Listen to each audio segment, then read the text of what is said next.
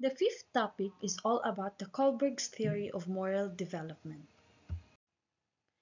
So, according to Lawrence Kohlberg, he was interested in studying the development of moral reasoning. So, he based his theory sa findings niya dun kay Piaget in studying the cognitive development.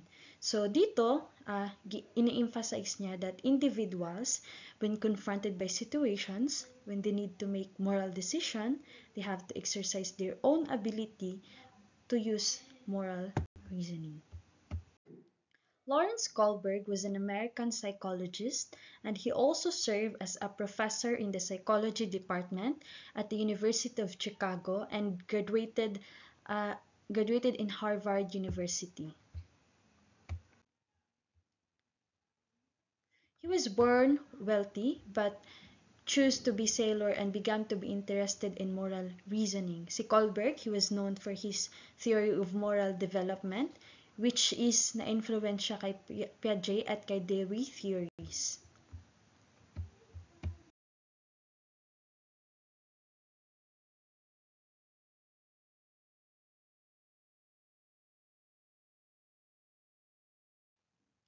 So, Kohlberg's theory of moral development has three levels: the pre-conventional, conventional, and the post-conventional.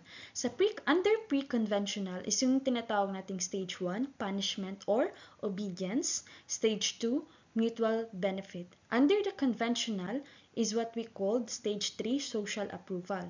Sa level 3, yung sinasabi nating post-conventional, there are three stages: the stage 4, law and order, stage 5, social contact, stage 6, universal principles.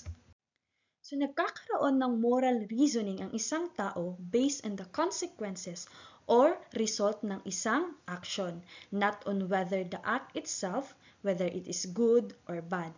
So it is commonly associated with young children aged 4 to 10.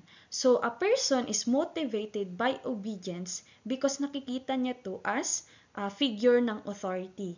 So, yung moral code is shaped by the standards of adults and the consequences of following or breaking the rules. So, sa punishment and obedience, ang isang individual ay motivated lang siya by the fear of punishment.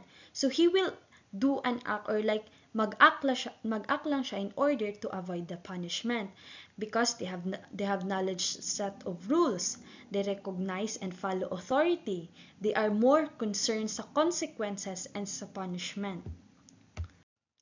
Sa stage 2, mutual benefit, one is motivated to act by the benefit na makukuha niya sa other people. Like for example, if you scratch my back, I'll scratch yours. Then judge actions based on how they serve individual needs. So, dito natin nakikita yung reciprocity.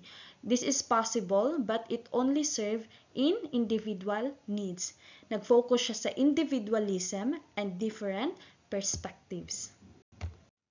So, moral reasoning sa conventional morality is based lang siya sa conventions o yung tinatawag nating norms sa society.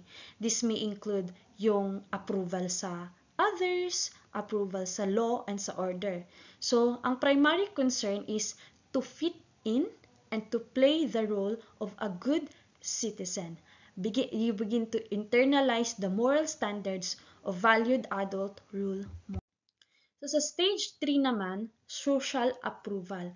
So, ginagawa lang ng isang taong isang bagay by what other expect in behavior. Like, for example, sasabihin siyang, good boy, good girl, and the person acts because he or she will appear to others as good girl or as good boy.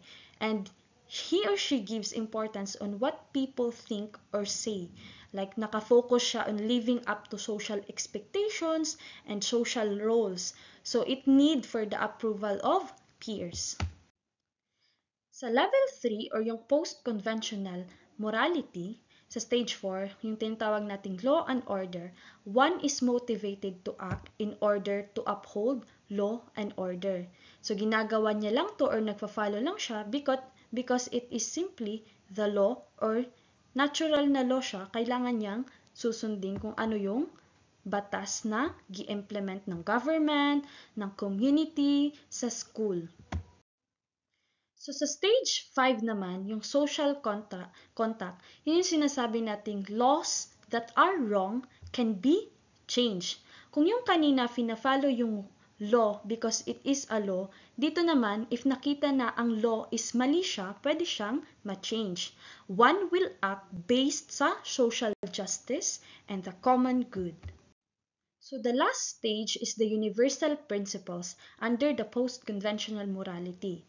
Ito siya ay associated with the development of one's conscience. So having a set of standards that drives one to possess moral responsibility to make social changes regardless of consequences to oneself.